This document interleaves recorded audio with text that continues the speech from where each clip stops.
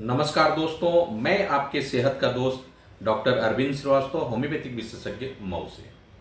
दोस्तों, आज हम बात करेंगे कि अगर किसी पेशेंट को गठिया की शिकायत है यानी जोड़ का दर्द है, चाहे वो जिस तरह की भी गठिया हो, चाहे वो बुढ़ापे की गठिया जिसे हम ऑस्टियोआर्थराइटिस कहते हैं, जो आमतौर पे 50 साल से ऊपर की उम्र में होती है, या जवानी की गठिया जिसे कह सकते हैं 15 साल से लेकर के और 50 साल की उम्र में, जिसे हम रूमेटॉइड अर्थराइटिस कहते हैं, जो एक ऑटो इम्यून डिजीज है, या गाउट हो, या एनकाइलोजिंग स्पॉन्डिलाइटिस हो, स्पॉन्डिलोसिस हो या स्पॉन्डिलाइटिस हो, चाहे उसमें सर्वाइकल स्पॉन्डिलोसिस हो, स्पॉन्डिलाइटिस हो, लंबर स्पॉन्डिलोसिस या स्पॉन्डिलाइटिस हो, या लंबोसैक्रल स्पॉन्डिलोसिस या स्पॉन्डिलाइटिस हो, यानी जोड़ का दर्द कहीं भी हो रहा है, चाहे किसी भी तरह का हो, उसमें ऐसे मरीजों में विभिन्न तरह के खान पान को लेकर के विभिन्न तरह की बातें सामने आती हैं। जितने लोग उतने तरह की एडवाइस देखने को मिलता है, और पेशेंट का अटेंडेंस आम तौर पे हम लोग देखते हैं कि वो बेहद कंफ्यूज रहता है कि क्या देना है, क्या खिलाना है, क्या नहीं खिलाना है। आज हम इस वीडियो में दोस्तों जानेंगे कि अगर कोई व्यक्ति गठिया यानी अर्थराइटिस से सफ़र कर रहा है, जिसे हम गठिया वाई या गठिया वात या आमवात या संधिवात कहते हैं, उसका रहन सहन कैसा होना चाहिए, उसका खान पान कैसा होना चाहिए, प्लस घरेलू उपचार के तहत वो क्या क्या कर सकता है। तो आइए दोस्तों, सबसे पहले हम शुरू करते हैं कि गठिया वात के पेशेंट को का रहन सहन कैसा होना चाहिए। दोस्तों, रहन सहन में मैं आपको बताना चाहूँगा कि चूंकि गठिया विभिन्न तरह के होते हैं, जैसा हमने अभी चर्चा किया, और उसके होने के कारण भी विभिन्न तरह के होते हैं, कई तरह के होते हैं, जिसमें हमारा रहन सहन भी एक प्रमुख कारण है।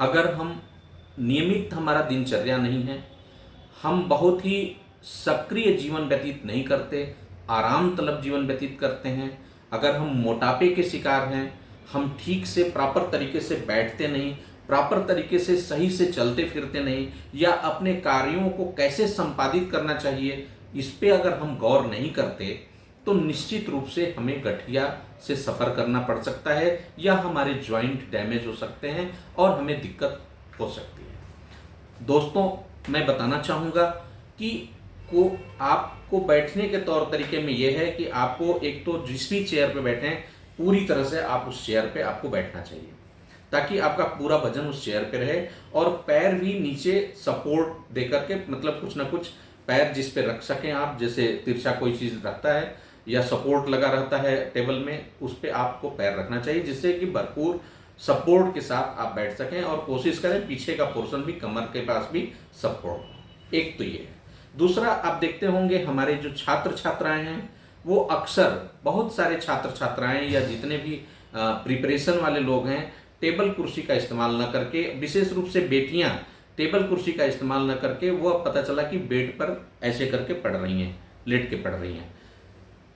ये बहुत ही खतरनाक है दोस्तों, ये जॉइंट में दिक्कतें पैदा कर सकता है। आजकल दोस्तों आप देख रहे हैं कि इलेक्ट्रॉनिक गैजेट्स का बहुत इस्तेमाल होने लगा है। हम सब कहीं ना कहीं मोबाइल और इंटरनेट, कंप्यूटर एडिक्ट से होते जा रहे हैं, यहाँ तक कि देर रात तक भी हम जग रहे हैं।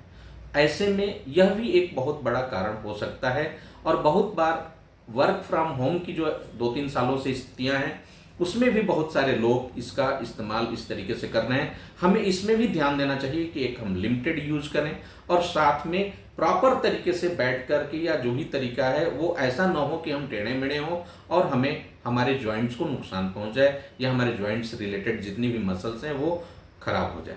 तो इस तरह से दोस्तों हमारे रहन सहन में ये परिवर्तन आना चाहिए। हमें एक सक्रिय जीवन शैली अपनाना चाहिए, और योग, व्यायाम, एक्सरसाइज को साथ में हमें जोड़ना चाहिए। दूसरी बात दोस्तों खान पान का है। खान पान में अगर मैं, चाहे आप मोटापे के शिकार हों या न हो, कोशिश ये करनी चाहिए कि जितने भी कार्बोहाइड्रेट रिच डाइट है, जैसे चावल है, चीनी, आलू, मीठा, मिठाई, चिकनाई, ये चीज़ें हमें अवॉइड करना चाहिए। क्यों? क्योंकि ये हमारा वेट बढ़ाएगा और हमारी समस्या बढ़ जाएगी। तो दोस्तों ये हमें नहीं लेना चाहिए। तीसरा चीज़, अगर हम कोई इस तरह के शौकीन हैं कि हम ज़्यादा कोल्ड ड्रिंक और इस तरह की कोई इस तरह की चीज़ लेते हैं तो उसे भी हमें अवॉइड करना चाहिए, क्योंकि ये रिच शुगर कंटेंट डाइट होता है। तो हमें जितने भी पेय पदार्थ इस तरह के हैं, जैसे कोको कोला, पेप्सी या स्प्राइट या इस तरह की चीज़ें हैं, उसे हमें अवॉइड करना चाहिए। आइसक्रीम है, पेस्ट्री है। इसके साथ साथ दोस्तों junk food, fast food, fried food, ये सब चीज़ों को भी हमें अवॉइड करना चाहिए। अब सवाल उठता है कि हमें क्या लेना चाहिए। तो मैं आपको बताना चाहूँगा कि जितनी भी सब्जियां हैं वो बेहद फायदेमंद है। उसमें मात्र 0.5 से लेकर के 5 तक उसका ग्लाइसेमिक इंडेक्स होता है, यानी बहुत लेस क्वांटिटी में उसमें कार्बोहाइड्रेट होता है, फैट तो होता ही नहीं है।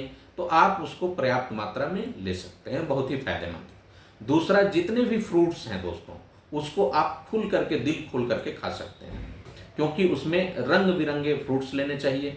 और जितने जो खट्टे मीठे रस वाले फल हैं, चाहे वो अनानास हो, अनार हो, सेब हो, नींबू है, संतरा है, मौसमी है, कीवी है, ये सारे के सारे बेहद फायदेमंद हैं और बेहद अच्छा है। ये जो कॉन्सेप्ट है कि खट्टा से बढ़ जाता है, हो सकता है 2-4-5% लोगों को बढ़ जाता होगा, लेकिन सबको नहीं बढ़ता। 90 to 95% लोगों के लिए फायदेमंद है और पर्याप्त मात्रा में इसका सेवन हमें करना चाहिए। इसके अलावा दोस्तों हमें कैल्शियम रिच डाइट लेना चाहिए। कैल्शियम रिच डाइट जिसमें मिल्क प्रोडक्ट्स है, जैसे दूध, दही, छाछ, पनीर, ये सब बहुत ही कैल्शियम रिच होता है, इसे हमें पर्याप्त मात्रा में लेना चाहिए। इसके अलावा दोस्तों हमें प्रोटीन रिच डाइट लेना चाहिए।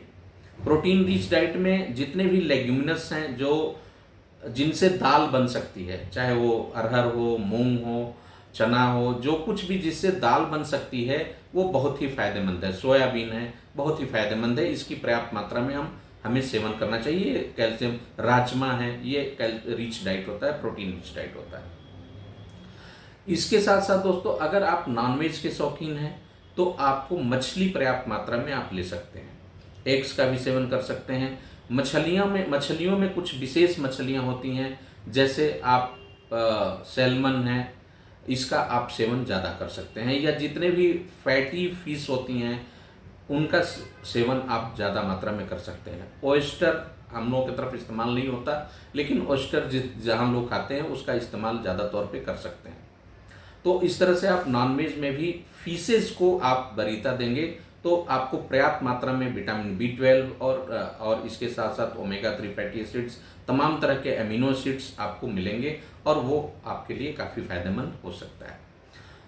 दोस्तों इस तरह से आपको अपने खान पान में परिवर्तन करना चाहिए। घरेलू उपचार के तहत मैं आपको बताना चाहूँगा कि आप रोज़ नियमित आपको रात में 1 गिलास अच्छा दूध और उसमें 1 चम्मच 1.5 चम्मच हल्दी डाल करके, जिसे हम गोल्ड मिल्क भी कहते हैं, बहुत ही एंटी इन्फ्लेमेटरी होता है।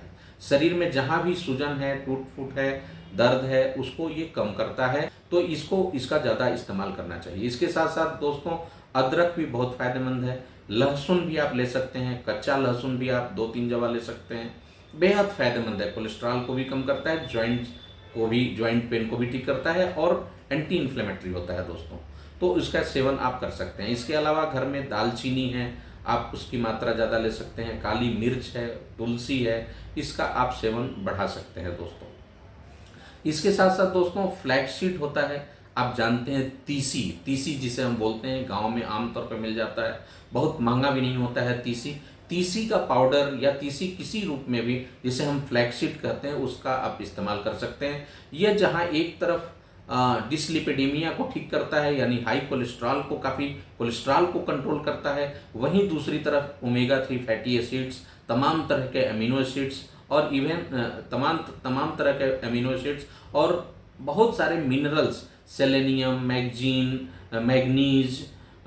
मैग्नीशियम, ये सब रिच होता है, काफ़ी फायदेमंद है। इसी तरह से एक चिया सीड है दोस्तों। ऐसा माना जाता है कि चिया सीड्स बहुत छोटे छोटे काले भूरे रंग के, सफ़ेद रंग के होते हैं और ऐसा माना जाता है कि उसमें दूध से भी ज़्यादा कैल्शियम होता है और ओमेगा 3 फैटी एसिड्स भी उसमें बहुत पर्याप्त मात्रा में होता है। इवन उसमें बहुत तरह के अमीनो एसिड्स होते हैं जो बेहद ही फायदेमंद होते हैं। तो आप चिया सीड, फ्लैक्स सीड, ये सब आप साथ में इस्तेमाल कर सकते हैं दोस्तों। इसके साथ साथ थोड़ा सा ये है कि आपको सक्रिय जीवन शैली अपनाना चाहिए और एक्सरसाइज, योग को आपको ध्यान देना चाहिए। आप मिनिमम आपको आधे घंटे से 45 मिनट के आसपास आपको कम से कम वॉकिंग करनी चाहिए और जहां जिस जोड़ का आपको परेशानी है उस जोड़ के अकॉर्डिंगली आपको एक्सरसाइज एक्सपर्ट के एडवाइस से करना चाहिए। हम लोग अक्सर बताते हैं कि आपको क्या एक्सरसाइज करनी चाहिए, तो आपको अपने चिकित्सक या फिजियोथेरेपिस्ट पे आपकी बातों पे ध्यान देना चाहिए। तो इस तरह से दोस्तों इस वीडियो में हमने जाना कि हमें गठिया की बीमारी में यानी आर्थराइटिस की बीमारी में इलाज के साथ साथ कहीं इलाज से भी ज़्यादा अपने रहन सहन, अपने खान पान और घरेलू उपचार को तरजीह देना चाहिए। और अगर हम साथ साथ इन सब चीज़ों को ध्यान में रखते हैं और करते हैं तो यकीन मानिए कि आपको इस आपकी गठिया से, अर्थराइटिस से बिल्कुल और बिल्कुल निजात मिल जाएगा और आप पूरी तरह से ठीक हो सकते हैं। या अगर बहुत ज़्यादा एडवांस स्टेज में जा चुके हैं तो आप कम से कम ट्रांसप्लांटेशन से अपने को बचा सकते हैं। दोस्तों मुझे उम्मीद है कि यह वीडियो आपको बहुत अच्छा लगा होगा और आपके काम का होगा। अगर आपको पसंद आया है तो आप इसे लाइक करें, कमेंट्स करें और साथ ही सब्सक्राइब करें और अधिक से अधिक दोस्तों मित्रों तक पहुंचाएं। दोस्तों और भी आप किस विषय पे वीडियो चाहते हैं वो आप अपनी बात को रख सकते हैं, या आपको इस तरह की कोई परेशानी है तो आप हमसे संपर्क कर सकते हैं। आप ऑफलाइन भी हमें दिखा सकते हैं और आप ऑनलाइन भी हमसे मिल सकते हैं। नमस्कार दोस्तों, बहुत बहुत धन्यवाद।